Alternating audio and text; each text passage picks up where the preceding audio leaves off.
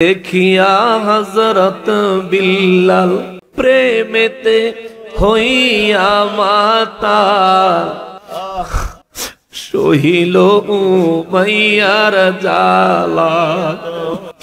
Umayya এমন একটা বদলোক, এমন একটা বাজে মানুষ ছিল রে। মুসলমানদেরকে আর হযরতে বেলালকে কিভাবে কষ্ট দেওয়া যায়, নতুন নতুন শাস্তির আবিষ্কার করত। সে জিন্দা মানুষটারে দইরা জমিনে শুয়ায়া গলার মধ্যে পাড়া দিয়া হা করায়া মুখের ভিতরে জ্বলন্ত আগুনের কয়লা ঢুকাইয়া দিস। গরম উমাইয়া কই বেলাল আর নবী নবী কইবিনি, আগুনের জ্বলন্ত কয়লা মুখে নিয়ে কই উমাইয়া রে, আমারে তুই শহীদ করে দিতে পারবি, অন্তর থেকে নবীর নাম মুছতে পারবি না। ওই বেলাল রাদিয়াল্লাহু তাআলা আনহু কেমন তাকওয়া ছিল রে। ওই বেলাল রাদিয়াল্লাহু তাআলা আনহুর কেমন তাকওয়া ছিল। ওই তাকওয়ার কারণে আল্লাহ তারে কি পুরস্কার দিছে দেখেন।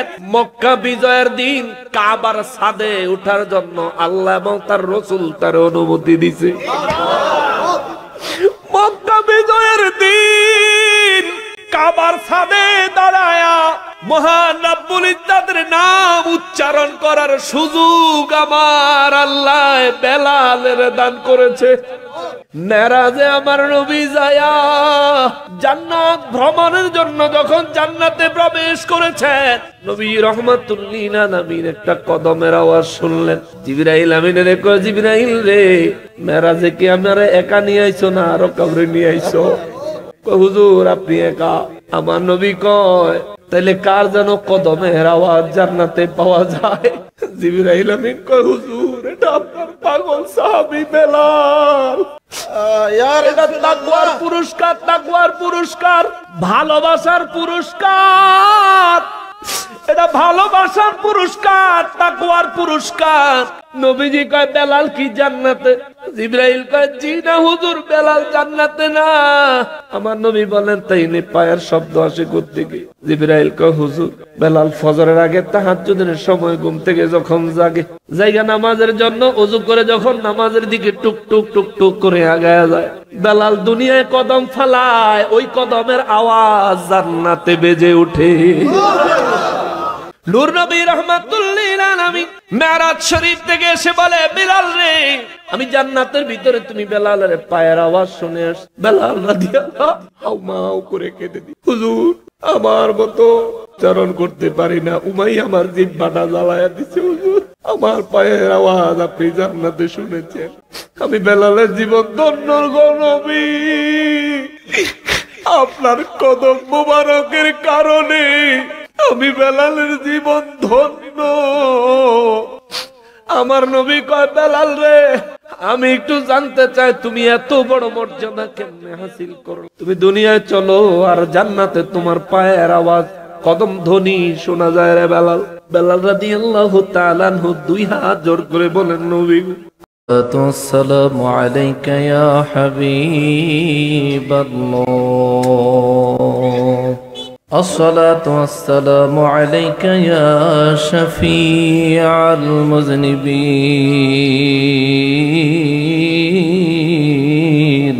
আসসালাতু ওয়াসসালামু আলাইকা ইয়া রাহমাতাল লিল আলামিন। আলহামদুলিল্লাহ, আলহামদুলিল্লাহি রাব্বিল আলামিন, ওয়াল আকিবাতু লিল মুত্তাকিন, আসসালাতু ওয়াসসালামু আহলে সুন্নতিহি আজমাইন। আম্মা বা'দ, فأعوذ بالله من الشيطان الرجيم، بسم বিসমিল্লাহির রহমানির রহিম ইয়া আইয়ুহাল্লাযীনা আমানু তাকুল্লাহা ওয়াল তানজুর ইয়া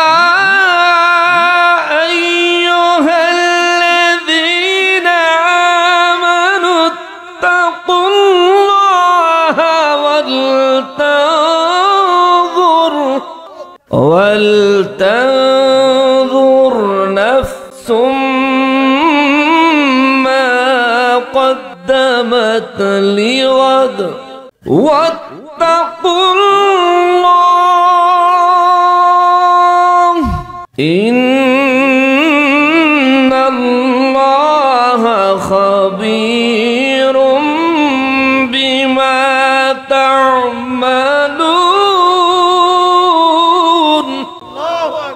بسم الله الرحمن الرحيم الله الرحمن الرحيم يا أيها الذين آمنوا اتقوا الله وابتغوا إليه الوسيلة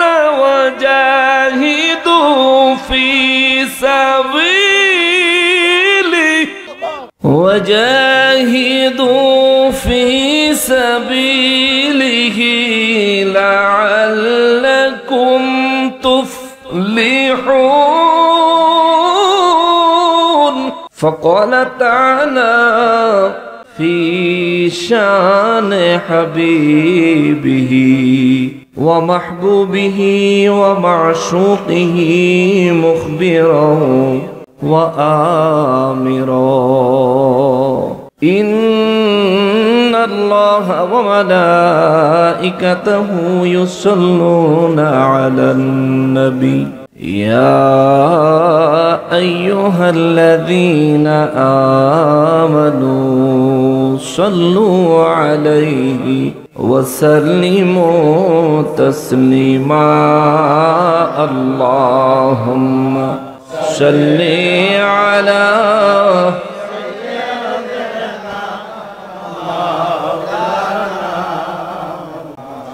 وعلى آل سيدنا محبت بولن اللهم صل على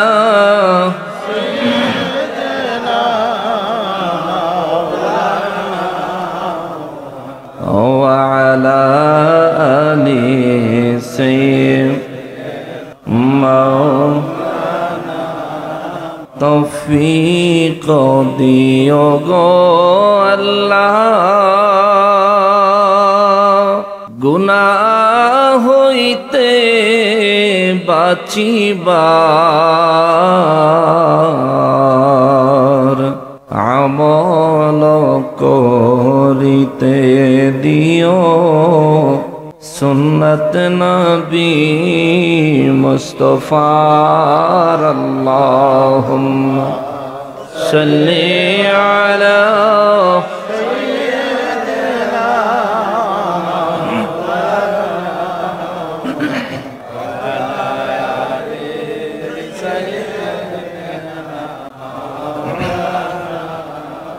যারা গেল ওই মদিনায়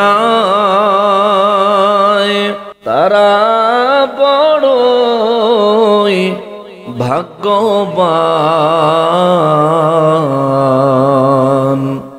পাবে তারা নবীজির শাফাত কঠিন হাশরের ময়দান। আল্লাহুম্মা সাল্লি নার্সকে সাউন্ডটা নার্সো কেন وعلى آل سيدنا আমরা সবাই গুনাহগার গো নবীজি আপনায় দেখি নাই সেই কারণে রোজ হাসরে আমাদেরকে ভুলেন না আল্লাহুম্মা সাল্লি আলা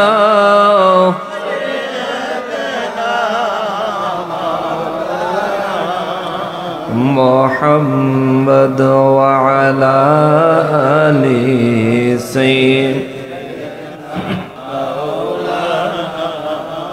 গুনাহগারের গুনাহ ঝরে নবী দুরুদে আপনার গুনাহগারের গুনাহ ঝরে নবী দুরুদে রোজ হাসরে পার করিবেন রোজ হাসরে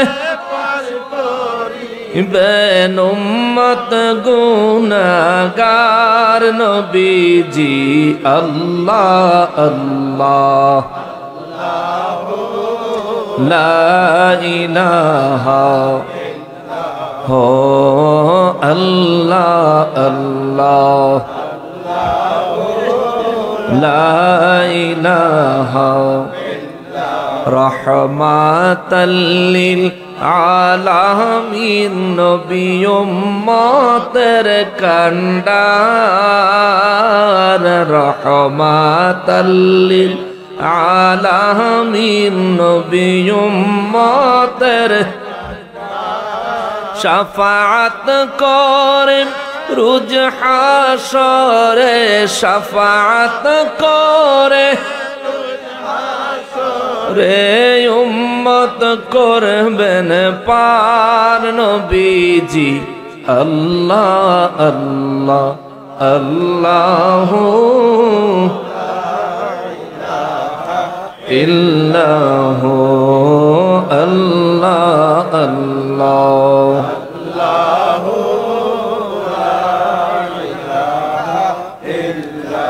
মৌতের তুফান আসবে যখন নবী গয়াবার মৌতের তুফান আসবে যখন নবী দয়া করে দেখাইয়েন দয়া করে ইয়েন চেহারায়ে আনোয়ার নবীজি আল্লাহ আল্লাহ আল্লাহু ইল্লাহু আল্লাহ আল্লাহ লা ইলাহা লা ইলাহা ইল্লাল্লাহ মুহাম্মাদুর রাসূলুল্লাহ সাল্লাল্লাহু আলাইহি ওয়াসাল্লাম। উচ্চ আওয়াজে সকলে আল্লাহ রাব্বুল আলামিনের শুকরিয়া আদায় করার নিয়তে জবান খুলে পড়ি আলহামদুলিল্লাহ। আরো একবার শুকরিয়া আদায় করবো এজন্য যে মহান পরওয়ারদিগারে আলম মেহেরবানি করে আজকে 2024 সালের 16 নভেম্বর দিবাগত রাতে এই ভাইরা পর্দার আড়ালের মা ও বোনেরা রাস্তাঘাট দোকানপাট থেকে দূর দূরান্ত থেকে পৃথিবীর বিভিন্ন প্রান্ত থেকে বিভিন্ন সোশ্যাল মিডিয়ার মাধ্যমে আমাদেরকে যারা এই মুহূর্তে সরাসরি দেখছেন সকলকে উদ্দেশ্য করে সালাম আরজ করে আমি আমার খুতবায় তিলাওয়াতকৃত আয়াতে কারিমার উপর আলোচনায় প্রবেশ করছি। আসসালামু আলাইকুম ওয়া রাহমাতুল্লাহি ওয়া বারাকাতুহু। সম্মানিত হাজরিন, আল্লাহ তাআলা আমাদেরকে তার পবিত্র কোরআনুল কারীমের পরিপূর্ণ বরকত, তার হাবিব সরকারে কায়নাত সাইয়্যিদুল মুরসালিন খাতিমুন নবীন রাহমাতুল লিল আলামিন নূরে মুজাসসাম নূর নবীজির ওসিলায় আমাদেরকে নসিব করুক। সবাই পড়েন আমিন।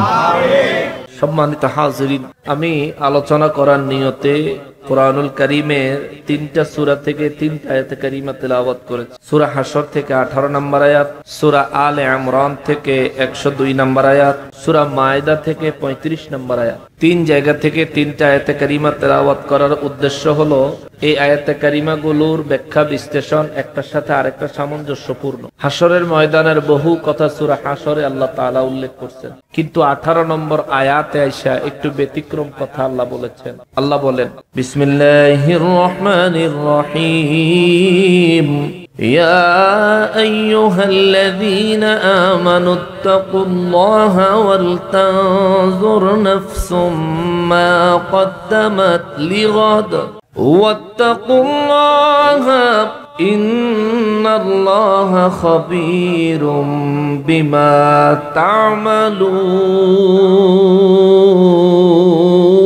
তা'মালুন।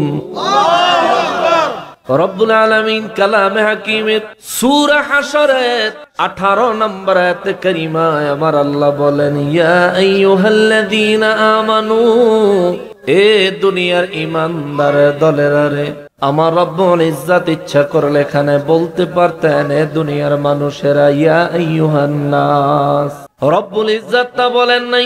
যদি রব্বুল আলামিন ইচ্ছা করতেন এইখানে মুমিন কাফির মুনাফিক সবাইরে একত্রিত করে, মুমিন আর মুনাফিককে একত্রিত করে ইয়া আইয়ুহাল মুসলিমুন বলতে পারতেন। কেননা ঈমানদারও মুসলমান পরিচয় দেয়, মুনাফিকও নিজের মুসলমান পরিচয় দেয়। আমার আল্লাহ ইয়া আইয়ুহান নাস বলেন নাই, অর্থাৎ পৃথিবীর সমস্ত মানুষদের থেকে বাছাই করেছেন। আমার আল্লাহ ইয়া আইয়ুহাল মুসলিমুন বলেন নাই, অর্থাৎ আমার আল্লাহ মুসলমানদের ভিতর থেকেও বাছাই করেছেন। আল্লাহ বলেন, ইয়া আইয়ুহাল্লাযীনা আমানু, ও ঈমানদারের দলেরা। আমানু ঈমানদার, যাদের ঈমান আছে তারা হলো মুমিন। অর্থাৎ আমার আল্লাহ মুমিনদেরকে উদ্দেশ্য করে 1450 বছর আগে আরশে আজিম থেকে ডাক পাঠাইছেন, ইয়া আইয়ুহাল্লাযীনা আমানু। চিৎকার দিয়া বলেন সুবহানাল্লাহ। মুসলমানেরা রে, আমার পেয়ারা নবীর উম্মতিরা রে, যদি বুঝে থাকেন জবাব দিবেন, আমরা ঈমানদার না বেঈমান? আওয়াজটা দুর্বল হয়েছে, সবাই বলেন আমরা ঈমানদার না বেঈমান? আমরা মুমিন না মুনাফিক? আলহামদুলিল্লাহ। রব্বুল ইজ্জত বলেন, ইয়া আইয়ুহাল্লাযীনা আমানু, এ দুনিয়ার ঈমানদারেরা রে। কথাটা কে বলতেছেন? আল্লাহ। গুরুত্ব আসেনি? কতটা? এর চাইতে বেশি গুরুত্বের আর কোনো কিছু নাই, এর চাইতে বেশি গুরুত্বওয়ালা আর কোনো কথা নাই, এর চাইতে বেশি গুরুত্বওয়ালা আর কোনো বাণী নাই। চিন্তা করে দেখেন, ইচ্ছা করলে আমার আল্লাহ এখানে নবীজিকে ডেকে বলতে পারতেন, হুজুর আপনি বলে দেন। ইচ্ছা করলে আল্লাহ ইয়া আইয়ুহার রাসূল বলে ডাক দিয়া আমার নবীজিকে বলতে পারতেন, হুজুর আপনি বলে দেন। কিন্তু আমার আল্লাহ তা না বলে সরাসরি নিজে ডাইরেক্ট ঈমানদারের সাথে কানেকশন লাগায়। আল্লাহ কয়, হুজুর আমি আমার ঈমানদারদেরকে ডাকি, ঈমানদারদেরকে আমি আল্লাহ বড় পছন্দ করি। আমি আমার এমন কিছু কথা আছে যেগুলো ডাইরেক্ট ঈমানদারের আমি আল্লাহ বলতে চাই, আপনি নবী শুধু শোনাইয়া দেন। জোরে বলেন সুবহানাল্লাহ। রব্বুল আলামিন ঈমানদারদেরকে বাছাই করে আমার আল্লাহ একটা নির্দেশ দিলেন, ইত্তাকুল্লাহ।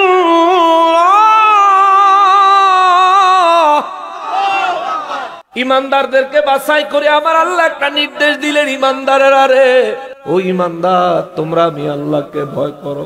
ইমানদার তোমরা আমি আল্লাহকে ভয় করো, আমি আল্লাহর জাহান্নামের আযাবকে তোমরা ভয় করো। আমি যা করতে তোমাদেরকে নিষেধ করছি তা করিও না রে বান্দা। যা আমি করার জন্য তোমাদের উপর ফরজ করেছি তা ছাড়িস না রে বান্দা। কেননা যেদিন তোদেরকে বানানোর সিদ্ধান্ত আমি রব্বুল আলামিন ফেরেশতাদের সামনে বলেছিলাম, ইন্নী জাইলুম ফিল আরদি খলিফা, ফেরেশতারা রে আমি জমিনের জন্য খলিফা নিযুক্ত করব। ফেরেশতারা বিরোধিতা করেছিল, বলেছিল তোমরা নাকি ঝগড়া করবা, মারামারি করবা, কাটাকাটি করবা, দুনিয়ায় অশান্তি সৃষ্টি করবা। আমি আল্লাহ সেদিন ফেরেশতাদেরকে কইছি ফাকনামি কইরো না, ইন্নী আ'লামু মা লা তা'লামুন, আমি রব্বুল আলামিন যা জানি তোমরা তা জানো না। তোমাদের কাছে পারমিশন নেওয়ার জন্য আমি আমার সিদ্ধান্ত জানাই নাই। আমি আমার সিদ্ধান্ত জানাইছি, আমি আদম বানাবো, জমিনের জন্য খলিফা বানাবো।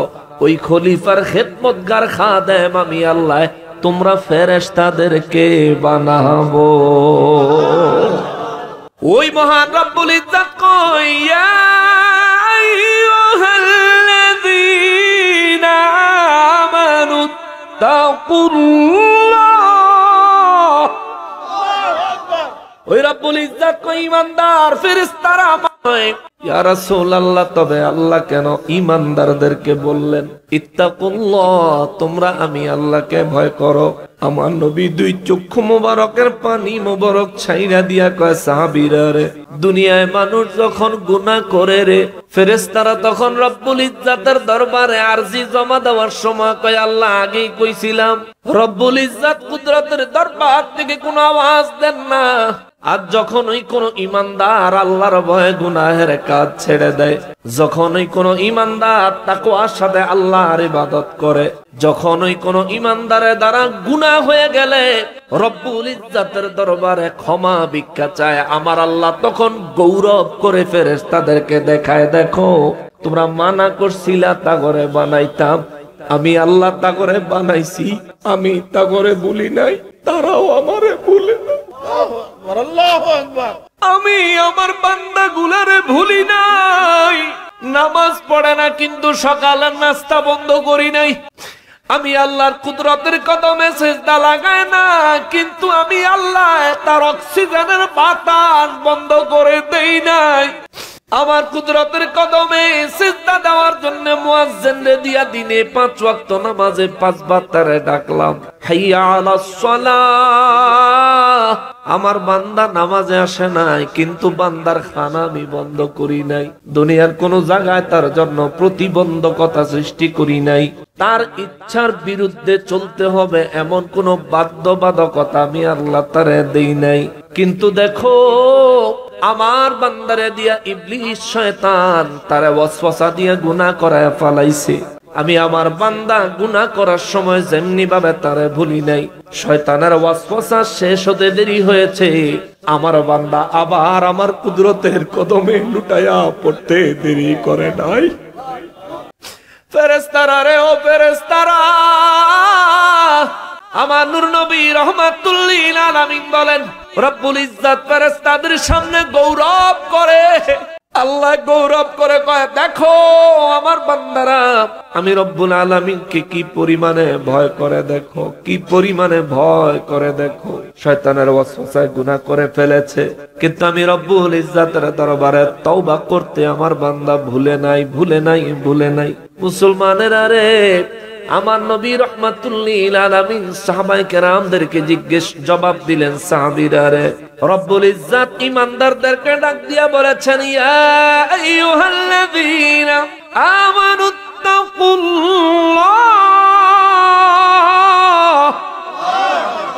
আল্লাহ বলে ঈমানদাররা রে, তোমরা আমি আল্লাহকে ভয় করো। শোনো, যদি কোনো বান্দা আল্লাহকে ভয় করে আল্লাহর কোনো লাভ হয় না, লাভ হয় বান্দার। সুবহানাল্লাহ। যদি দুনিয়ার কোন মানুষ রব্বুল ইজ্জতকে ভয় করে লাভ আল্লাহর হয় না, লাভ হয় বান্দার। ঘরের সবচেয়ে ছোট সন্তানটা মা বাবার বেশি আদরের থাকে, ঘরের সবচেয়ে বড় সন্তানটা মা বাবার অত্যন্ত বেশি আদরের সন্তান থাকে। মেজ সন্তানগুলি মা বাবারে কষ্ট দিলে যতটা কষ্ট পায়, বড় সন্তানের কাছ থেকে কিংবা একেবারে ছোট সন্তানের কাছ থেকে কষ্ট পাইলে কষ্টের পরিমাণ কি কম থাকে না বেশি হয়? কেননা বড় সন্তানটা অন্যরকম প্রিয়, ছোট সন্তানটা অন্যরকম প্রিয়। রব্বুল ইজ্জাত তো মায়া করে বান্দা বানাইছে, মায়া করে।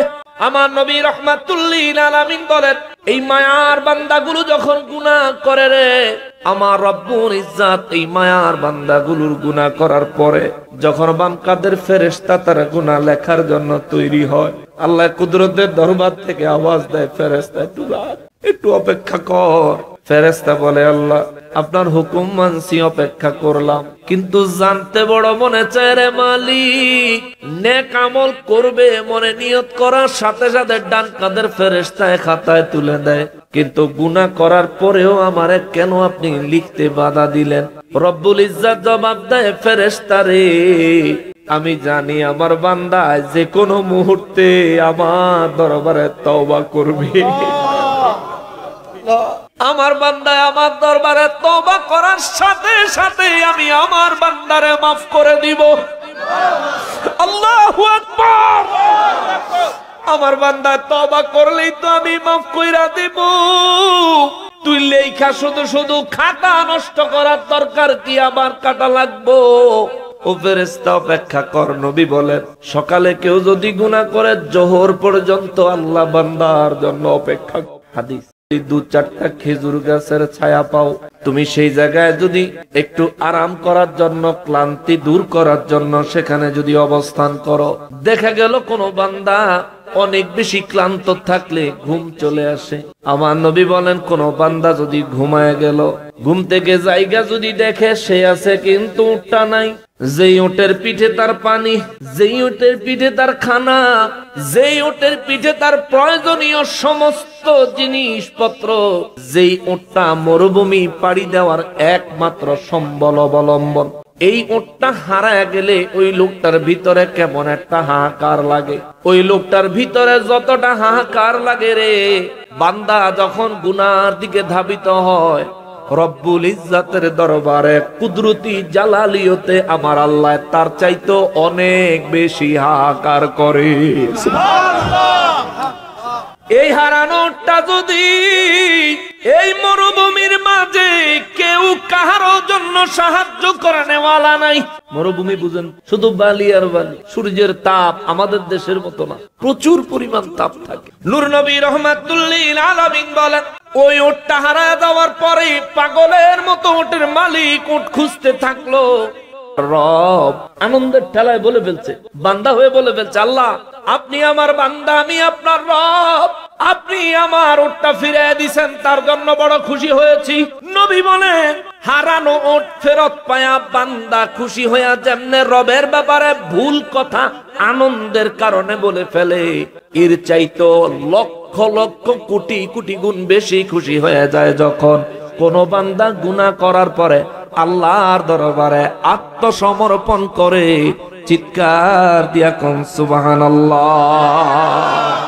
আল্লাহর বেনিফিট এটুকুই, আল্লাহ খুশি হয়, আল্লাহর লাভ এটুকুই। কেবল আমার আল্লাহ ফেরেশতাদের সামনে গৌরব করেন, মুসলমানেরা রে, আমার আল্লাহ সূরা হাশরের 28 নম্বর আয়াতের শুরুতে বলেছেন, ইয়া আইয়ুহাল্লাযীনা আমানুত্তাকুল্লাহ। একই কথা আমার আল্লাহ সূরা আলে ইমরানের 102 নম্বর আয়াতে কারিমায় বলেছেন, ইয়া আইয়ুহাল্লাযীনা আমানুত্তাকুল্লাহ। একই কথা আমার আল্লাহ সূরা মায়েদার 35 নম্বর আয়াতে বলেছেন, ইয়া আইয়ুহাল্লাযীনা আমানুত্তাকুল্লাহ। তিনটা আয়াতের শুরুর অর্থ হলো, ওহে ঈমানদারের দলেরা, হে ঈমানদারের দলেরা, হে ঈমানদারের দলেরা, তোমরা আমি আল্লাহকে ভয় করো, আমি আল্লাহর তাকওয়া তোমরা অর্জন করো। চিৎকার দিয়া বলেন সুবহানাল্লাহ। আমি আল্লাহকে ভয় করো। এবার আল্লাহর ভয় কেমনে করবেন, কিভাবে আল্লাহর ভয় করতে হবে? তাফসীরে জালালাইন শরীফে ইমাম জালালউদ্দিন সুয়ুতি রহমাতুল্লাহ আলাই আল্লাহর ভয় সম্পর্কে ব্যাখ্যা দিতে যায় তিনি লেখছেন, রব্বুল ইজ্জাতের ভয় যেটাকে আরবিতে বলে ইত্তাকুল্লাহ, যার ভিতরে তাকওয়া আছে, এই যে তাকওয়া মানুষের ভিতরে আল্লাহর ভয়, এই ভয়টা তিন প্রকার। কয় প্রকার? আপনাদের কষ্ট হইতেছে? আমি তাফসীর শোনাই কিছুক্ষণ। তাকওয়া হলো তিন প্রকার। এক প্রকারের তাকওয়া হলো সাধারণ তাকওয়া, দ্বিতীয় প্রকারের তাকওয়া হলো বিশেষ তাকওয়া, আর তৃতীয় প্রকারের তাকওয়া হলো খাস তাকওয়া, বিশেষেরও বিশেষ তাকওয়া। এক নাম্বার তাকওয়া কারে কয়? যে ব্যক্তির ঈমান আছে কিন্তু শিরিক করে না। বুঝবেন, এটা মনে রাখতে হবে। সাধারণ তাকওয়া কারে কয়? যে ব্যক্তির ঈমান আছে কিন্তু শিরিক করে না, এই ব্যক্তি সাধারণ তাকওয়াবান। এক নাম্বার তাকওয়ার মধ্যে আমরা আছি না নাই? মানে দুর্বল কথা কয় না। এক নাম্বার তাকওয়া আমাদের মধ্যে আছে না নাই? এক নাম্বার তাকওয়ার শর্ত হলো ঈমান আছে কিন্তু শিরিক করে না। কিন্তু দুঃখের বিষয় হলো আমাদের দেশে শিরিক আর বিদআতের কন্ট্রাক্ট নিয়ে কিছু মানুষ মসজিদের খতিব হয়ে গেছে। কন্ট্রাক্ট নিয়ে তারা আইসা খালি যেখানে সেখানে শিরিকের ফতোয়া দেয়, যেখানে সেখানে বিদআতের ফতোয়া দেয়। আল্লাহর ওলিদের দরবার গুলোকে টার্গেট করে শিরিক খোঁজে। আমি তোমার কাছে জানতে চাই, আল্লাহর ওলির দরবার ভাঙার জন্য তোমার মন এত নিষ্পিস করে, তুমি আবার মূর্তির মন্দির পাহারা দিলা কেমনে? ডাইরেক্ট শিরিক হয়েছে এখানে। তুমি সেখানকার পাহারাদার। দ্বীন, ইসলাম, তরিকত, তাসাউফ যেখানে শিক্ষা হয়, তুমি সেখানে আইসা শিরিকের গন্ধ খোঁজো। হে বেটা বেকুব, গোশতের তরকারির ফাতিলাত থেকে শুটকির গন্ধ আইব? কথা কয় না। গোশতের তরকারির ফাতিলাতে শুটকির গন্ধ আইব? যদি আপনি বগলের তলায় শুটকি লইয়া গোশতের পাতিলায় নাক ঢুকান, গন্ধ কি শুটকির না গোশতের? ফাতিলাত শুটকি আছে, শুটকি কোয়ানে? বগলের তলে। নিজের বগলের তলে 33,000 সিঁড়ি। মন্দির পাহারা দিলে কোন দলিলে? আমরা মন্দির ভাঙবো না, তাদের উপর হামলা করব না, তাদের নিরাপত্তায় কোন প্রকারের ঘাটতি আমরা রাখবো না, করব না। কিন্তু মন্দির পাহারা দিলা কোন দলিলে?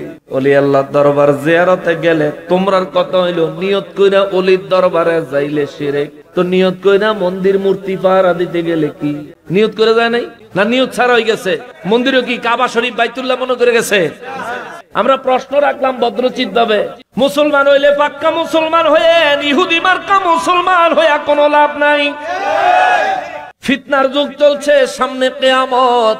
এই জন্য আল্লাহ কয়, ইয়া আইয়ুহাল্লাযীনা আমানুত্তাকুল্লাহ, এই ঈমানদারেরা তোমরা যদি ঈমানদার হও তাইলে আমি আল্লাহকে ভয় করো, আর যদি ঈমানদার না হও তাইলে তোমার ভয়ের দরকার নাই।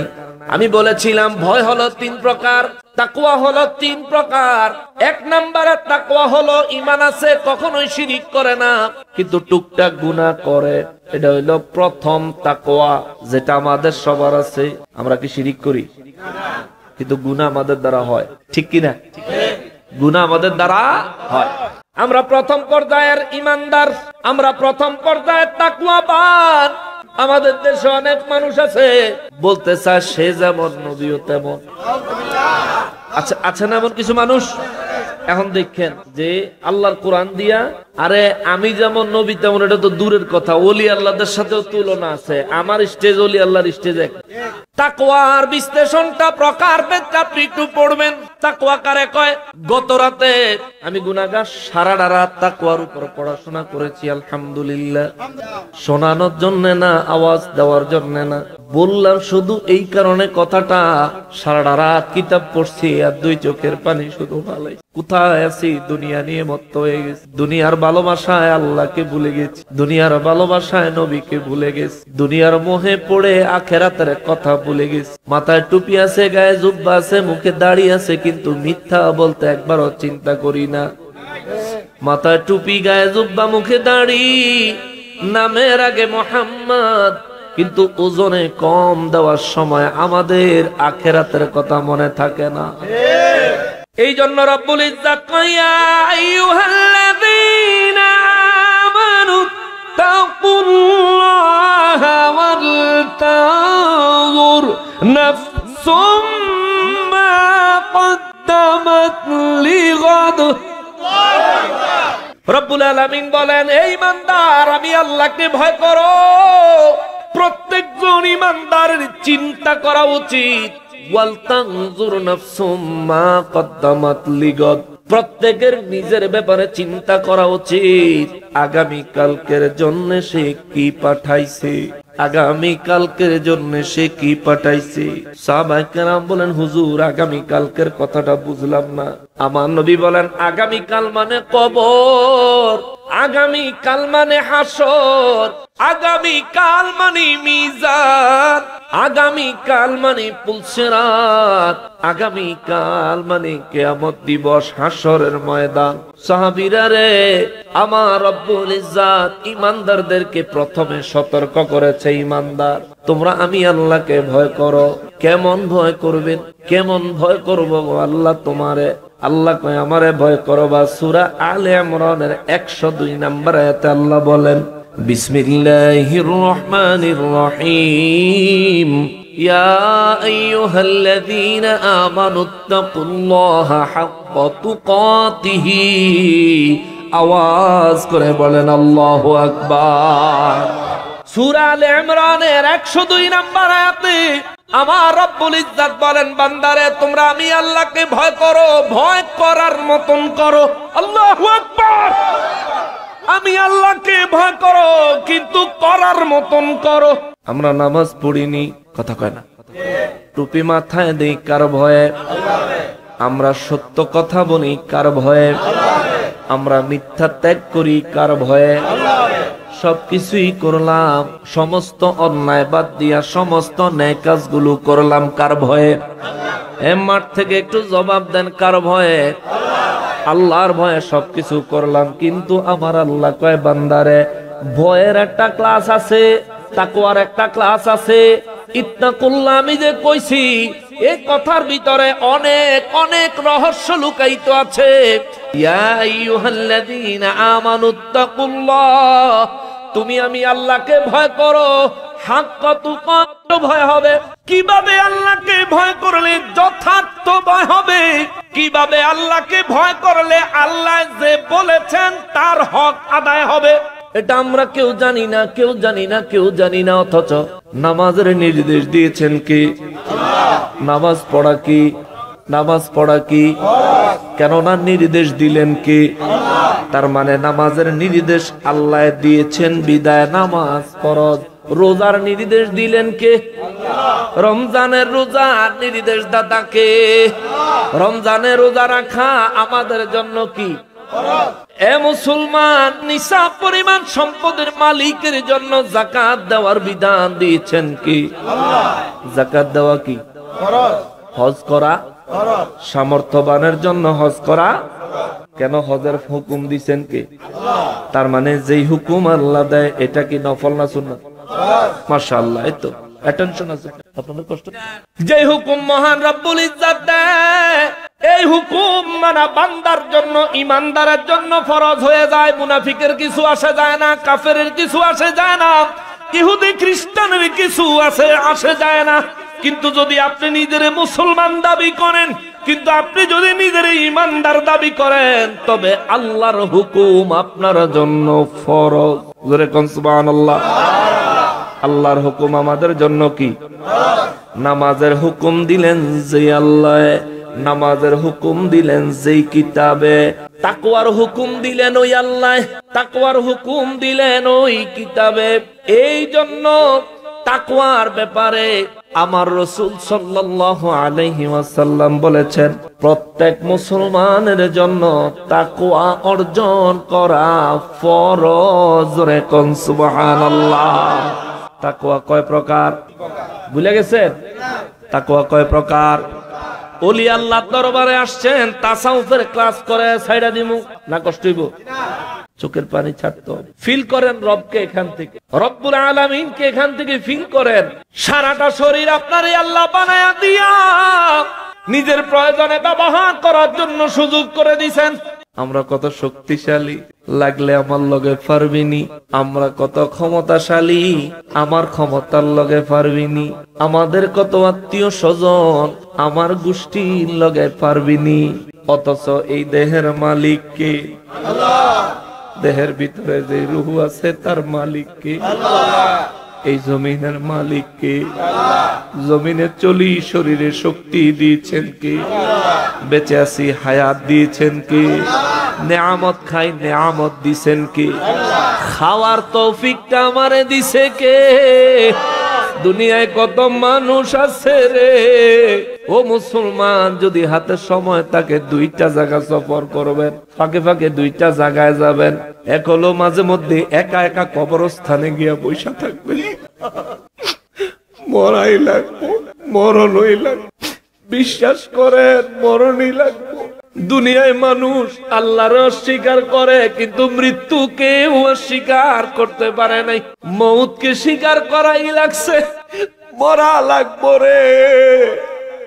যদি মরণই লাগে, গাজীপুরের শ্রীপুরের মানুষ ওই আহাত চাঁদ শ্রীপুরীর মতো হইয়া মরে যান। দুনিয়াও জান্নাত, কবরও জান্নাত, হাসরের ময়দানেও আপনাকে আগায়া নিতে আল্লাহ রহমতের ফেরেশতারা স্লোগান দিবে, মরণ লাগবো, মরণ লাগবো রে মুসলমান। এই দেহে আল্লাহ যখন প্রাণ দিছে, তখন তুমি নিজের ইচ্ছায় কিচ্ছু করার ক্ষমতা ছিল না। তুমি মায়ের পেটে বয়স 3 মাস, দেহে যখন আল্লাহ প্রাণ দিছে তখন তোমার কিচ্ছু করার ছিল না। তুমি মায়ের গর্ভে, বয়স তোমার 3 মাস, গেল আরো 3 মাস, তাও তুমি কিছু করতে পারো না। গেল আরো 3 মাস, একটু নড়াচড়া করো, নিজের হাতের নিয়ন্ত্রণ নিজের কাছে নাই, নিজের পায়ের নিয়ন্ত্রণ নিজের কাছে নাই। বুঝতেই পারো না কি করলে ডান হাত ডান দিকে যাবে, বুঝতেই পারো না কি করলে বাম হাত বাম দিকে যাবে, বুঝতেই পারো নাই মায়ের পেটে এত নারী বুড়ির ভিতরে থাইকাও কোন জিনিস ধরে টান দিতে হবে এটা বুঝতে পারো নাই। মাঝে মধ্যে 2-1 বার হাতে পেঁচ লাইগা, পায়ে পেঁচ লাইগা মায়ের নারীতে টান দিছ, ইচ্ছা কইরা দেওয়ার মতন জ্ঞানও ছিল না, শরীরে শক্তিও ছিল না, শরীরে কন্ট্রোলিংও ছিল না। মায়ের গর্ভ থেকে 10 মাস 10 দিন পরে যখন পৃথিবীতে আসলা, মায়ের সামান্য একটু জায়গা দিয়া তোমার মতো একটা আস্ত মানুষ আমার আল্লাহ বের করে দিল। একটা মানুষ 47 ইউনিট বিজ্ঞান পরীক্ষা করেছে, সায়েন্সের থেকে পরীক্ষা করেছে। একজন মানুষ 47 ইউনিট কষ্ট সহ্য করতে পারে, 48 ইউনিটে গেলে মানুষটা মারা যায়। কিন্তু একটা মা সন্তান প্রসব করতে গিয়া 57 ইউনিট কষ্ট সহ্য করে। মেডিকেল সায়েন্স বলে একজন মানুষের শরীরের থেকে 20টা হাড্ডি একসাথে ভাঙলে যত কষ্ট, একটা মা একটা সন্তান প্রসব করতে এর চাইতেও বেশি কষ্ট পায়। তোমার মারেও বাঁচায় রাখছে কে? তোমারেও বাঁচায় রাখছে কে? একটা হাড্ডি ভাঙে নাই রে। এইটুকু জায়গা দিয়া আল্লাহ তোমার এত বড় একটা সন্তান বের করেছে, হাতের একটা আঙ্গুলের হাড্ডি ভাঙে নাই, যেগুলো তখন একেবারে কড়কড়ে নরম হাড়, একটু জোরে ধরলেই ভেঙে যাবে, কিন্তু আল্লাহ তোমারে সেখান দিয়া নিরাপদ ভাবে বের করে দিল। এই জন্য আল্লাহ কোরআন শরীফে কয়, বান্দারে, ও বান্দা, আমি আল্লাহরে কেন ভয় করবি না? আমি আল্লাহর ইবাদত কেন করবি না? আমি রব্বুল আলামিনের উপর কেন ঈমান আনবি না? তুই তো কিছুই ছিলি না, তোর কোনো অস্তিত্ব ছিল না, তোর কোনো নাম গন্ধ ছিল না, তোর বাবাও জানতো না তুই যে দুনিয়ায় আসবি, তোর মাও জানতো না তুই যে দুনিয়ায় আসবি। তোর বাবার থেকে 1 ফোঁটা পানি, মায়ের থেকে 1 ফোঁটা পানি, সেইটারে কমপক্ষে 12 কোটি ভাগ, সর্বোচ্চ 60 কোটি ভাগ। 1 ফোঁটা পানি রে আমি আল্লাহ 60 কোটি ভাগ কইরা 59,99,99,999টা বাদ দিয়া একটা অংশ দিয়া তোরে বানাইছি। আল্লাহু আকবার। ওই একটা অংশ দিয়া রে বান্দা, ওই একটা অংশ দিয়া তোর একটা দেহ বানাইছি, দেহে মাথা দিছি, চক্ষু দিয়েছি, দেহে তোমার নাক মুখ হাত পা অঙ্গ প্রত্যঙ্গ শরীরের প্রত্যেকটা বডি পার্টস আমি আল্লাহ তোরে দিছি। ও বান্দা, তোমার মাথার থেকে যদি শুরু করি, আমি আল্লাহ তোমার মাথায় চুলগুলো দিছি মাথাটা সেফ থাকার জন্য, রোদ থেকে বাঁচার জন্য, মাথার উপরে কোনো কিছুর আঘাত লাগলে যাতে কিছুটা হলেও তোমার মাথাটাকে সেভ করতে পারে। এই জন্য আমি আল্লাহ মাথায় চুল দিলাম, চুলের নিচে একটা চামড়া দিছি, চামড়ার নিচে অনেকগুলো টিস্যু দিছি, টিস্যুর নিচে অনেকগুলি রগ দিছি, রগের নিচে আমি আল্লাহ হাড্ডি দিছি, হাড্ডির ভিতরে আমি আল্লাহ মগজ দিছি। তোর মাথায় আমি আল্লাহ একটা মগজ বানাইছি রে। একটা গরু জবাই করলে 3 মণ 4 মণ 5 মণ 8 মণ 10 মণ 20 মণ ওজন হয়, কিন্তু ওই গরুর মাথার মগজটা ওজন কইরা দেখো কতটুকু হয়। ও মুসলমান, বিজ্ঞান যাচাই করে দেখেছে গরু যত বড়ই হোক না কেন, গরুর মাথার মগজের সাইজের চাইতে সাধারণ একটা মানুষের মাথার মগজের সাইজ অনেক বড়। বিজ্ঞান রিসার্চ করে বলে একজন মানুষের মাথার মগজের ওজন কমপক্ষে 1200 গ্রাম, কমপক্ষে 1200 গ্রাম। এই মোবাইলটার ওজন হবে 100, 150 কিংবা 200 গ্রাম। এই মোবাইলটা যদি মাথার উপর সারাদিন রাখতে চান পারবেন, যদি ট্যাপটুপ লাগাই দেয় সারাদিন রাখতে পারবেন। একটা সময় ব্যথা হয়ে যাইব, একটা সময় বিরক্তি আইসা যাইব, একটা সময় আপনার কাছে অনেক বেশি ওজন লাগবে। সেনাবাহিনীরা তারা একটা শাস্তির বিধান আছে, কোন মানুষের কাছ থেকে জবানবন্দি নেওয়ার জন্য তারা ওই মানুষটারে শোয়া তার মাথার থেকে অনেক উপরে একটা কলসে পানি বেঁধে দেয়, কলসের নালি নিচে ছিদ্র করে একটা রশি লাগায় দেয়, ওই রশি দিয়ে ফোটা ফোটা আকারে টপ টপ করে ওই লোকের কপালের উপরে 1 ফোঁটা 1 ফোঁটা করে পানি পড়তে থাকে, তারে ওখানে আটকায়া রাখে তারা জবানবন্দি নেওয়ার জন্য। আমরা তো চিন্তা করি 1 ফোঁটা পানি মাথায় পড়লে আর কি হবে, কিন্তু এই পানিটা যখন অনবরত পড়তে থাকে পড়তে থাকে পড়তে থাকে, একটা পর্যায়ে যায়া এই লোকটা মারা যাওয়ার মতো অবস্থা হয়ে যায়, এত কষ্টের ব্যাপার হয়ে যায়। মুসলমানের আরে একজন মানুষের মাথার মগজের ওজন কমপক্ষে 1200 গ্রাম। আমার ওই রব্বুল আলামিনের কি মহিমা, আমার রব্বুল আলামিনের কত দয়া। আল্লাহ মগরে বানাইছে মাথার উপরে 1200 গ্রাম ওজন দিয়া দিলে আমাদের মাথাটা ভার হয়ে থাকবে, মাথাটা ব্যালেন্স করা আমাদের জন্য কষ্ট হয়ে যাইব। এই কারণে আমার আল্লাহ দয়া করে আমাদের মাথার মগজটারে মাথার ভিতরে একটা পানি দিয়া পানির উপরে বাসায়া দিছে রে। বিজ্ঞান কয় এই পানির উপরে মগজটা ভাসায়া দেওয়ার কারণে 1200 গ্রাম মগজের ওজন মানুষের মাথায় 50 গ্রাম মনে হয়। গুগলে দেন, আজকে সার্চ দিলে আজকে পাবেন গরুর এত বড় মাথাটা, এত বড় মগজ। এক রাস্তা দিয়া প্রতিদিন তারা বাড়িতে নিয়ে যাইবেন, তবু দেখবেন যদি জমির থেকে তারা বাড়ির জন্য ছেড়ে দেন রাস্তার পাড়ায় 4 কোটি মেগাওয়াট বিদ্যুৎ লাগে। এটা আপনার শরীর উৎপাদন করে, ব্রেনে সাপ্লাই করে। আল্লাহু আকবার, নারায়ে তাকবীর, নারায়ে রিসালাত, আল্লাহ সুন্নাত ওয়াল জামাত, হযরত মাওলানা হাসান নুরুল তাইয়্যিব চৌধুরী সাহেব জিন্দাবাদ। অনেক দীর্ঘ কথা হয়ে গেল রে বাবা। রব্বুল ইজ্জতকে ভয় করেন, গুনাহ করবেন না, পাপ করবেন না। এই যে দেহ দিয়া পাপ করতেছেন, এই দেহ আপনার না, আপনার না, আপনার না, আপনার না, আপনার না। এই জন্য আমি মাঝে মধ্যে একটা গজল বলে থাকি, ওরে দুনিয়া দুনিয়া বলে করো কিসের ভাবনা, দুনিয়া দুনিয়া বলে করো কিসের ভাবনা, দুনিয়া তো দূরের কথা আমিও আমার না, দুনিয়া তো দূরের কথা আমিও আমার না, দুনিয়া দুনিয়া বলে করো কিসের ভাবনা, দুনিয়া দুনিয়া বলে করো কিসের দুনিয়া তো দূরের কথা আমিও আমার না, দুনিয়া তো দূরের কথা আমিও আমার না। ওরে আজকে তোমার তো না, কালেলে আখিরি ঘুম, সব ক্ষমতা হারিয়ে যাবে, নামের আগে লিখবে তুমি। ওরে আজকে তোমার এত নাম, কালেলে আখিরি ঘুম, সব ক্ষমতা হারিয়ে যাবে, নামের আগে লিখবে তোমায় মরহুম। ওরে জনাব থেকে মরহুম হতে, ওরে জনাব থেকে মরহুম হতে 1 সেকেন্ড লাগে না। দুনিয়া তো দূরের কথা, আমিও আমার না, দুনিয়া তো দূরের কথা, আমিও আমার না।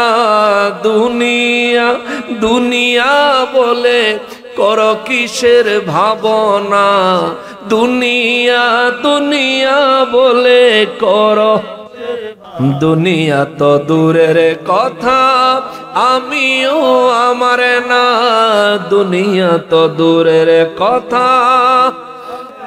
ঠিক কিনা বলেন, ঠিক কিনা বলেন? ওরে কত সম্পদ করছো কামাই, আমার আমার বলে, সব সম্পদ ছেড়ে একদিন যেতে হবে চলে। ঠিক কিনা? কাফনে পকেট আছে? কালকে অনেকে কইব আমি গান গাইয়ে গেছি। তুই গানও চিনস না, শানও চিনস না, আইসো শুধু খাইতি আর ইহুদি গোলামি কর। আল্লাহ তোরে হেদায়েত দে, আল্লাহ তোরে সঠিক বুঝ দে। ওরে কত সম্পদ করছো কামাই, আমার আমার বলে, সব সম্পদ ছেড়ে একদিন যেতে হবে চলে। ওরে মরণ কিন্তু আসবে একদিন, ওরে মরণ কিন্তু আসবে একদিন, না করলেও কামনা। দুনিয়া তো দূরের কথা, আমিও আমার না, দুনিয়া তো দূরের কথা, আমিও আমার না। দুনিয়া দুনিয়া বলে করো কিসের ভাবনা, দুনিয়া দুনিয়া বলে করো, দুনিয়া তো দূরের কথা, আমিও আমার না, দুনিয়া তো দূরের কথা, আমিও আমার না। ঠিক কিনা বলেন মুসলমানেরা? আমার পেয়ারা নবীর উম্মতি, বাংলাদেশে আলো জ্বালান যাইতো, সমস্ত মিল ফ্যাক্টরি সারাদিন চালান যাইতো, কোনো অসুবিধা হইতো না, বহির্বিশ্বে কারেন্ট বেচন যাইতো। কিন্তু এইটুকু নলেজে, এইটুকু ব্রেনে 2000 কোটি মেগাওয়াট বিদ্যুৎ দিয়ে আমাদের ব্রেনটা চালাইতেছে কি? জোরে বলতে হবে কে? এই ছোট্টখাট্ট 2-3টা বাতি জ্বালাইলে মাস শেষে 1000 টাকার বিল। যদি ব্রেন চালাইতে কারেন্ট কিনা চালান লাগতো, উপায় থাকতো হনি। ডাক্তারেরা এই ব্রেন সম্পর্কে আরো কিছু তথ্য দিছে, বলবো একটু জানেন নিজের সম্পর্কে। একটা মানুষের ব্রেন খুলে, ব্রেনটারে যদি খোলা হয়, মাথার ভিতরে ব্রেনটা তো গুছায়া থাকে। ডাক্তাররা বলে ব্রেনটারে যদি খুইলা সোজা করা হয়, সোজা সোজা কইরা যদি এই ব্রেনটারে দুনিয়ার কোন জায়গায় রাখতে চায়, 1 তলা 200টা বাড়ি লাগবে। একটা মাথার মগজ রাখতে 1 তলা 200 বাড়ি লাগবে, কিংবা 200 তলা একটা বিল্ডিং লাগবে খালি একটা মগজ রাখতে। আল্লাহু আকবার! এই মাথার মগজটা আল্লাহ কত পাওয়ারফুল বানাইছে, একসাথে 10,000 শব্দ মনে রাখতে পারে, একসাথে 10,000 বাক্য মনে রাখতে পারে। অত্যন্ত দীর্ঘ কথা আমি বলবো না, মুখের জিহ্বার কথাটা কয়ে যাই শোনেন। আমাদের জিহ্বার ভিতরে 10,000 টেস্ট করার সেল আছে। 10,000 রকমের স্বাদ গ্রহণ করার ক্ষমতা দিয়ে আল্লাহ জিহ্বাটারে বানাইছে। 10,000 রকমের স্বাদ। চিনি খাইলে জিহ্বায় ধরে ফেলে চিনি, হাতে ধরলে বোঝা যায় না চিনি না লবণ, ঠিক না? হাতে ধরলে বোঝা যায় না চিনি না কি লবণ। জিহ্বা দিতে দেরি, সাথে সাথে কইয়া দেয় লবণ। চিনি মুখে দিলে সাথে সাথে বলে দেয় মিষ্টি চিনি। ও মুসলমান, এত পাওয়ারফুল জিহ্বা আমাদেরকে বানাইয়া দিল কে? এই জিহ্বার জন্য আমাদের কাছ থেকে কোনো বিল নেয়, ভাড়া নেয়, বলেন ভাড়া নেয়, তবু আপনি আল্লাহ শুকর কেন আদায় করেন না? তবু আপনি কেন ওই রব্বুল আলামিনকে ভয় করেন না? ও মুসলমান, আমার রব্বুল আলামিন যদি ইচ্ছা করে এই মুহূর্তে আপনার নিঃশ্বাসটা বন্ধ করে দিতে পারে কি পারে না? আল্লাহ যদি ইচ্ছা করেন এই মুহূর্তে আপনার জিহ্বার স্বাদগুলি উঠাইয়া নিতে পারেন কি পারেন না? ওরে কত মানুষ রাস্তাঘাটে দেখবেন পাগল হইয়া চলে। আপনারও হাত আছে, আমারও হাত আছে, পা আছে, তারও হাত আছে, পা আছে।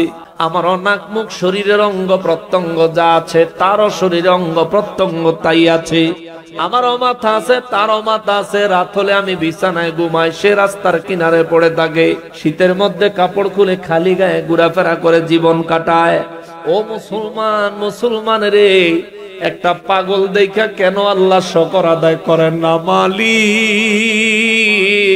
তুমি আমারে সুস্থ রাখছো, এখানেই শুধু শেষ না, তার মতো পাগল না বানায়াও তো আমারে বড় দয়া করছো। ও আমার মালিক, এই দয়ার শুকরিয়া আমি কেমনে আদায় করব? ও আল্লাহ, দয়ার শুকরিয়া আমি কেমনে আদায় করব? মুসলমানের আরে আমার নূর নবী রাহমাতুল লিল আলামিন বলেন, শোনো এ মুসলমান, তাকওয়া তিন প্রকার, তিন প্রকার, তিন প্রকার। এক নম্বরের তাকওয়া হলো সাধারণ তাকওয়া। সেটা কি? ঈমান আছে কিন্তু শিরিক করে না। সাধারণ তাকওয়া। আমরা কি শিরিক করি? মাজারও সেজদা দেই। অনেকে কয় আমরা বলে মাজারও সেজদা দেই। যে বলে তারা যদি জিজ্ঞেস করেন, আচ্ছা সেজদা কারে কয়? বেটকি লেগে থাকে। সেজদা কাকে বলে? মাথা ঝুঁকাইলেই সেজদা, চুমু দিলে সেজদা, কোনো কিছু জমিনে পড়ে গেছে তুলতে গেলে সেজদা, বেকলে খালি শিরিক শিরিক ফতুয়া দেয়। আল্লাহ তার হেদায়েত দেখ, জোরে কোন আমিন। রব্বুল ইজ্জাতের হাবিব রাহমাতুল লিল আলামিন বলেন, সাধারণ তাকওয়া হলো ঈমান আছে কিন্তু শিরিক করে না। এবার স্পেশাল তাকওয়া, স্পেশাল একটু স্পেশাল তাকওয়া হলো ঈমান আছে, শিরিকও করে না। আল্লাহ যা করতে নিষেধ করেছেন তা কখনোই করেন না। আল্লাহ যা করার জন্য বলেছেন তা কখনোই ছাড়েন না। সুবহানাল্লাহ।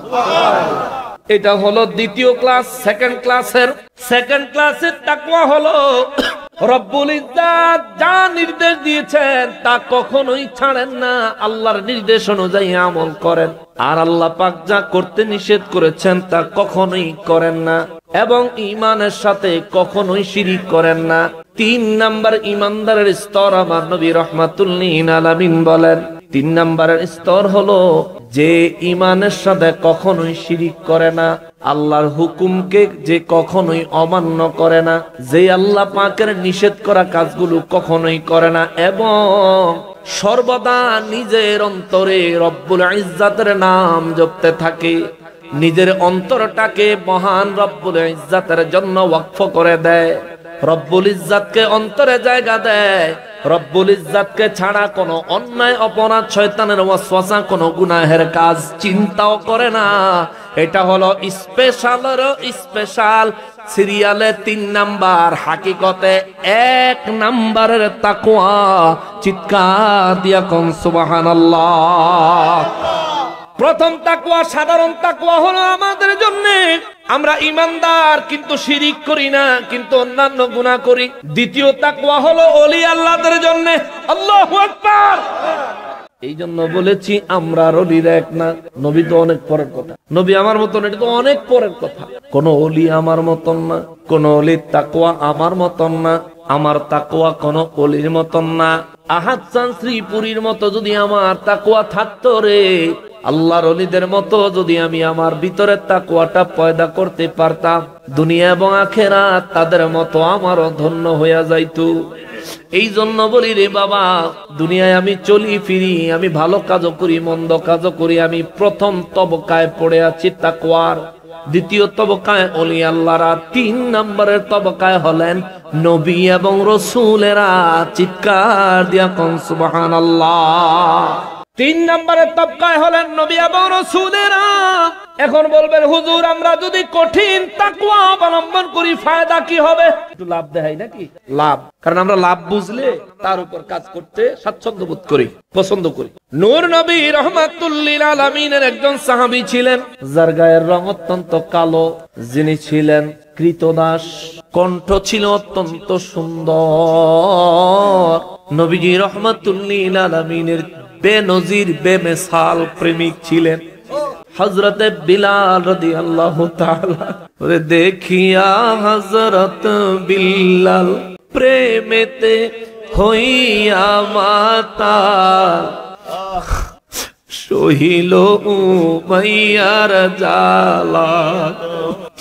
উমাইয়া এমন একটা বদলোক, এমন একটা বাজে মানুষ ছিল রে, মুসলমানদেরকে আর হযরতে বেলালকে কিভাবে কষ্ট দেওয়া যায় নতুন নতুন শাস্তির আবিষ্কার করত। সে জিন্দা মানুষটারে দইরা জমিনে শুয়ায়া গলার মধ্যে পাড়া দিয়া হা করায়া মুখের ভিতরে জ্বলন্ত আগুনের কয়লা ঢুকাইয়া দে।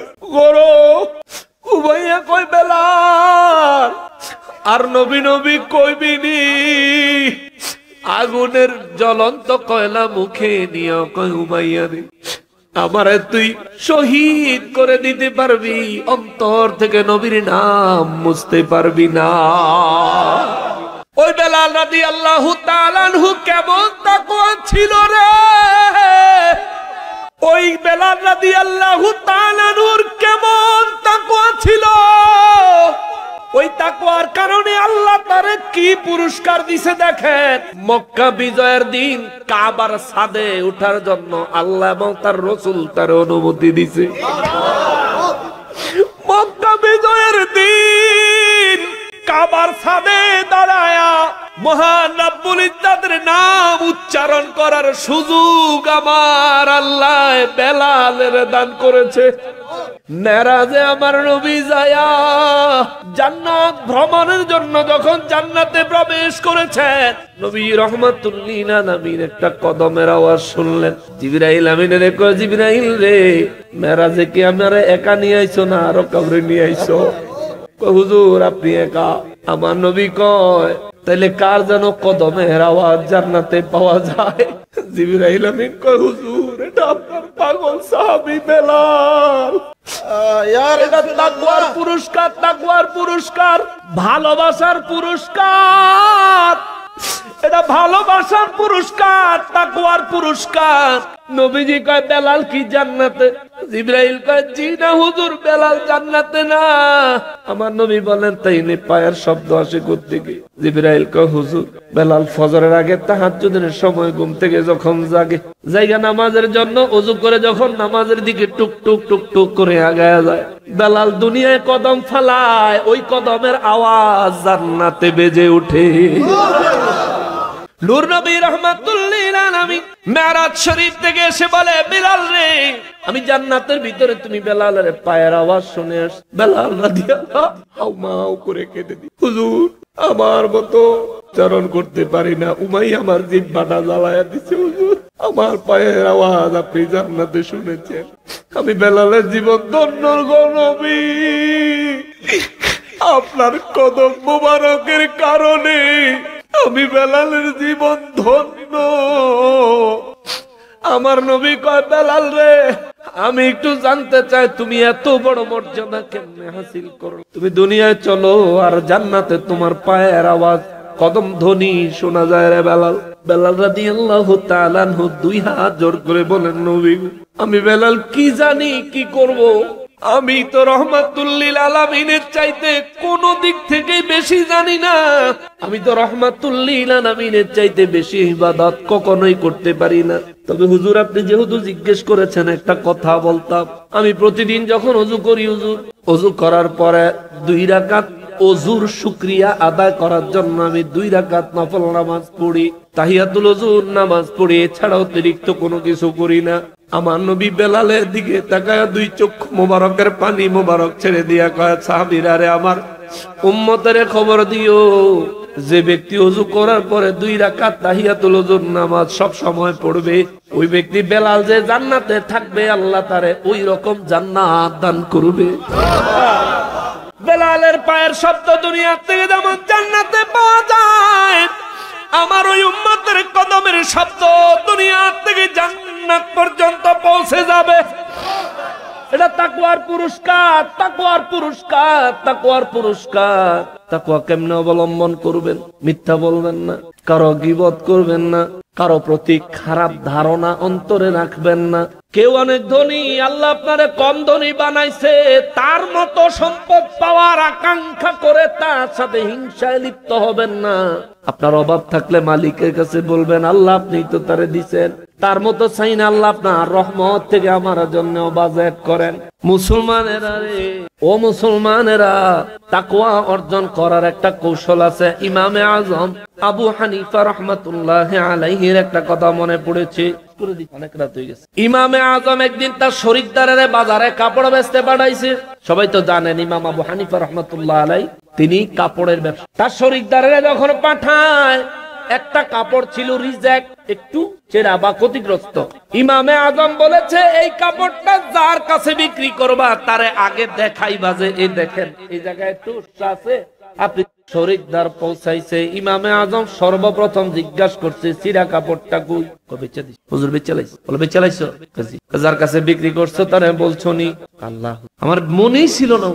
আমার যদি মনে থাকতো তাহলে আমি অবশ্যই বলতাম, হুজুর আমি এত ব্যস্ত ছিলাম, কাস্টমারের এত চাপ ছিল, আমি বলতে ভুলে গেছি। ইমামে আজম বলে, ওই মানুষটারে চিনো? ইমামে আজম বলে, তার বাড়ি কই তুমি জানো নি? না, আমি জানি। তারে খুঁজা পাওয়ার কোন পদ্ধতি আছে নি? কয় না, নাই। কয় টাকা বেচছ? হুজুর 30,000। দাও টাকা। দিরহাম হাতে দেওয়ার পর ইমামে আজম ওই 30,000 দিরহাম একটা সিরা কাপড়ের লাগা সব আল্লাহর রাস্তে দান করে দিছে। তাকওয়া আমরা হইলে কইলাম, হইলে থাকা কি না, আমি তো মনে নাই, ইচ্ছা করে দর করি না। ইচ্ছা করে টুপি মাথা দিয়ে ওজনে কম দিয়া যায়। আমাদের অনেক বড় ভদ্র ভদ্র ব্যবসায়ী আছে না, হাতের ব্যবসা টুপি একটা, নমাজের টুপি আরেক। নামাজ ও আজান দিলে আগে যায়, চুরিটাও সবার থেকে বেশি করে করে আছে। মুসলমানেরা রে, আমার প্রিয় নবীর উম্মতেরা রে, তাকওয়া এমন হতে হবে। বলবেন হুজুর যদি এমন তাকওয়া অবলম্বন করি আমাদের ফায়দা কি হবে, লাভ কি হবে? হযরত আব্দুল্লাহ ইবনে আব্বাস রাদিয়াল্লাহু তাআলা আনহু থেকে হাদিসে মুবারক রয়েছে, তাফসীরে কবির খুললে পাবেন, তাফসীরে নাঈমি খুললে পাবেন।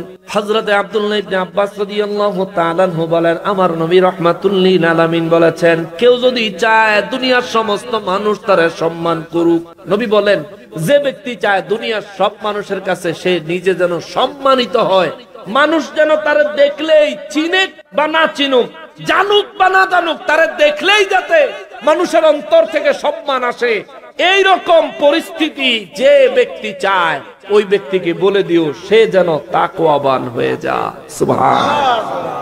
তাকওয়াবানের মানে কি? কাউকে ধোঁকা দেওয়া যাবে, আল্লাহর নিষেধকে ওভারটেক করা যাবে, আল্লাহ যেটা মানা করছে সেটা মানাও, যেটা হারাম করছে সেটা হারাম, ধরবো না, খাবো না, যাবো না, কিছু করবো না। আর আল্লাহ রাব্বুল ইজ্জাত যে কাজগুলি করার জন্য হুকুম দিচ্ছেন ওই কাজগুলি।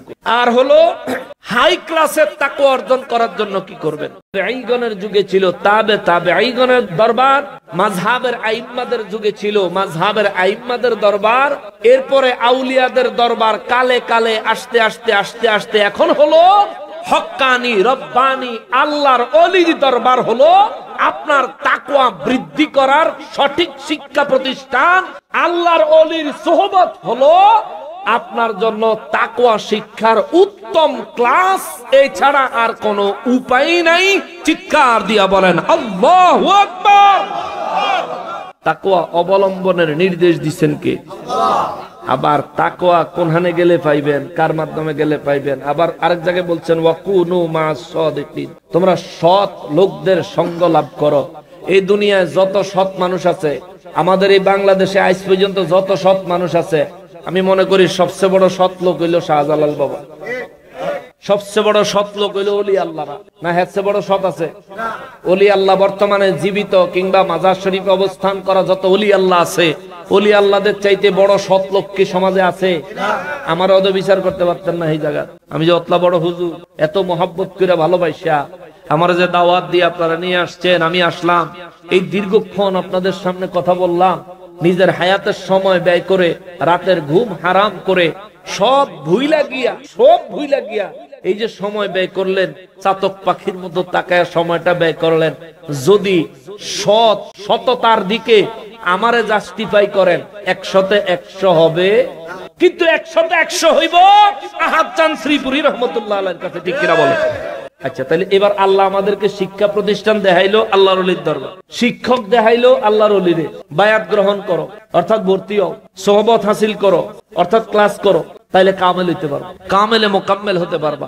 আমাদের দেশ সহ গোটা বিশ্বে মুসলিম উম্মাকে চিরতরে ধ্বংসের দ্বার প্রান্তে পৌঁছে দেওয়ার জন্য আল্লাহর ওলিদের থেকে মানুষকে বিমুখ করার বড় ষড়যন্ত্র চলছে, যাতে ওলি আল্লাহর দরবারে মানুষ না যায়। এক গ্রুপ লাগায় দিছে আল্লাহর ওলির দরবার ভাঙার জন্য কন্ট্রাক্টরিতে, হেগরে বন্যায় সাহায্যের নাম দিয়ে হাজার হাজার কোটি টাকা ইহুদিরা দেয়, হেরা আবার বন্যার নাম দিয়ে ওই কালো টাকারে সাদা করে ফেলায়, বুঝেন নাই? ফেসবুকে স্ট্যাটাস দিলে বলে হাজার হাজার কোটি টাকা, 2,500 কোটি টাকা প্রধানমন্ত্রী লেখাপড়া করো, জানতে তো অসুবিধা নেই। 40 বছরের আগে বলে নবীজি নবী হয়েছিল, আরে বেদ্য ভেগগিরি। আমার নবীর যেদিন আগমন হয়েছে সেদিন আসমানের ফেরেশতারা মা আমেনার ঘরে তাশরীফ এনেছে। আমার নবীর আগমনের নূরের ঝলকে সিরিয়ার শাম দেশের বিল্ডিং গুলি, দালান গুলি, আম্মাজান, আমার নবীর আম্মাজান হযরত আমেনা, তিনি বলেন আমি আমার ঘর থেকে সিরিয়ার দালান গুলো দেখেছি। তো যদি এই 40 বছর আগে যদি কিছুই না হয়, তাইলে তো সিরিয়ার দালান তো লাইট মারলেও দেখা যায়, মক্কার থেকে সিরিয়া তো বাড়ির কাছের কথা। যাই হোক, এই কথাগুলি যদি বলি অনেক দীর্ঘ কথা বলা যাবে, তবে শুধু একটা কথা বলবো, বাবা, ইমানের বাজারে ডাকাতি চলছে, ডাকাতি। টুপিওয়ালারাই আপনাদের ইমান ধ্বংস করে দেওয়ার কন্ট্রাক্টরি নিয়ে মাঠে ময়দানে নামছে, সাবধান। টুপি দেখলে পাগল হয়ে যায় না, টুপিওয়ালারাই ইমাম হোসেন রাদিয়াল্লাহু শহীদ করছে। টুপি দেখলে পাগল হয়েন না, টুপিওয়ালা ব্যক্তি ওমর রাদিয়াল্লাহু খঞ্জর মেরে শহীদ করে দিয়েছে। টুপি দেখলে পাগল হয়েন না, টুপিওয়ালারা নবীজির 2 কন্যার জামাই, 2 কন্যার স্বামী জিন্নুরাইন ওসমান জিন্নুরাইন রাদিয়াল্লাহু তাআলা আনহু শহীদ করে দিয়েছে। টুপি দেখা পাগল হয়েন না, তাহাজ্জুদ গুজারি আলী রাদিয়াল্লাহু আনহু নামাজের সেজদার মধ্যে জবাই করে। টুপি দেখা পাগল হয়ে যায় না, নামাজি দেখা পাগল হয়ে যায়। অতএব বুঝতে হবে, হুজুর এই ফিতনার যুগে আমরা কি করব? আপনার কি কিয়ামত পর্যন্ত বাচ্চা থাকুন দরকার? কথা কয় না, কিয়ামত পর্যন্ত বেঁচে থাকা দরকার। যদি দরকারও হয়, কিয়ামত পর্যন্ত বাচ্চা থেকে আপনি কি করবেন? হযরত খিজির আলাইহিস সালাম আবে হায়াতের পানি খাইয়া যেই মাত্র কিয়ামত পর্যন্ত হায়াতের ঘোষণা পাইছে, যেই জায়গার পানি খাইছে হেনই বইয়া কান্দা শুরু করছে, হেনই কান্দা শুরু করছে। আল্লাহ কুদরতি আওয়াজ দিয়ে কয়, কিরে এত বড় নিয়ামত দিলাম, আবে হায়াত খালি, কিয়ামত পর্যন্ত হায়াত দিল, তুই কান্দস কে? তুই খুশি নইবি? ওই আল্লাহ, কিয়ামত পর্যন্ত হায়াত দিয়ে আমি কোন উঠে হিডে লেগে কান্দছি, এইটুকু হায়াতে যে যন্ত্রণা। বাদশা জুলকারনাইনের খাদেম খেদমত করতে করতে জীবন শেষ, এমনকি কিয়ামত পর্যন্ত আমার শুধু খাদেমই টাউন লাগবে। আল্লাহ রাব্বুল ইজ্জত বলে, ঠিক আছে যাও, আমি তোমাকে একটা দায়িত্ব দিলাম, সমুদ্রের নিচের বাদশাহী পরিচালনার দায়িত্ব, যাও। সুবহানাল্লাহ। এই কথাটা কেন আনলাম? খিজির আলাইহিস সালাম কিয়ামত পর্যন্ত হায়াত পাইয়া বয়ে বয়ে কাঁদছে, খুশি হইতে পারে না। আমি আর আপনি যদি কিয়ামত পর্যন্ত হায়াত পাই, কান্দন ছাড়া কোনো উপায় নাই। অতএব যেহেতু মউত কিয়ামত পর্যন্ত হইল, কিয়ামতের দিন হইলেও মরণ আইব, মরণই যখন লাগবো, বেঈমান ইহুদিদের দালালদেরকে ভয় পাওয়ার কোনো দরকার আছে? আল্লাহর ওলিদের দরবারের দিকে যারা আঙ্গুল দিবে, তাদের আঙ্গুলগুলো ভেঙে তাদের পকেটে ঢুকাই দিবে। তারপর আপনারা যদি না পারেন, নাম করে খবর দিই, আসবো ইনশাআল্লাহ। জান্ডা লইয়া হইলো আইয়া হাজির। সম্মানিত হাজিরিন, যারা মন্দির পাহারা দিয়ে মাজার গুলো ভাঙলো, তারা অবশ্যই কখনোই ইসলামের বন্ধু না, কখনোই না। এদের উদ্দেশ্যই হলো ধর্মীয় একটা কোন্দল সৃষ্টি করে রাষ্ট্রের শান্তি বিনষ্ট করা। আল্লাহ তা করে হেদায়েত নসিব করুক। সবাই পড়ে আমিন। ওমা তৌফিক ইল্লা বিল্লাহ। দীর্ঘক্ষণ আপনাদেরকে কষ্ট দিলাম, দোয়া করবেন, তাকওয়ার উপর জীবন যাপন করবেন বাবা, তাকওয়ার উপর জীবন যাপন করবেন, আল্লাহকে স্মরণ করবেন, যে কোনো সময় আল্লাহকে স্মরণ করবেন, কোনো কিছুতে কখনোই এক মুহূর্তের জন্য আল্লাহকে ভুলে যাবেন না, তবে প্রিয় নবীজির মহাব্বত সহকারে মনে রাখবেন। ওমা তৌফিক ইল্লা বিল্লাহ। শুন আমরা সবাই নবীজিকে দাঁড়ায় সালাম দেই, ইয়া নবী